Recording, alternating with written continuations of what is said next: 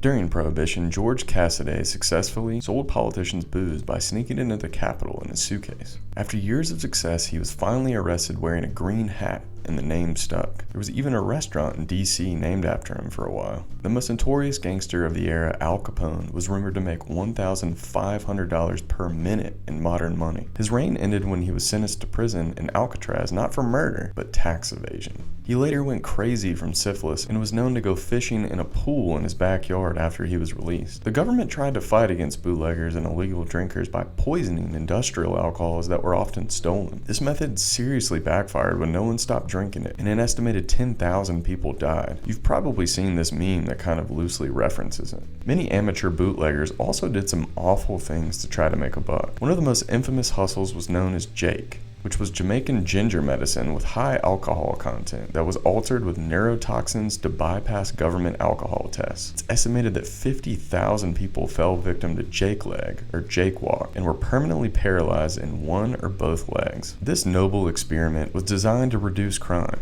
but as you can see from this graphic, it literally did the exact opposite, and allowed gangsters and crooked politicians to basically run the country. So different from today. It is a huge misconception that people drank more during Prohibition. You could argue that inside the big cities a few more people may have joined in on the excitement, but many Americans either couldn't afford it or started believing that Prohibition may have been a good idea. The second wave of the KKK was linked to Prohibition because many Klan members blamed immigrants, especially Catholic ones, for providing booze and stirring up trouble in their communities. The word teetotaler most likely comes from this time period because members of the temperance societies would add a T next to their signatures to represent total abstinence from alcohol. The 18th Amendment would not have existed without the 16th Amendment. The government couldn't afford to lose the revenue from taxing alcohol without creating the first federal income tax. In the same vein, one of the main reasons why Prohibition ended was because the government needed revenue as the Great Depression got worse and worse. The year that Prohibition ended, the federal government gained over $200 million in tax revenue, and they didn't have to pay to enforce the 18th Amendment anymore.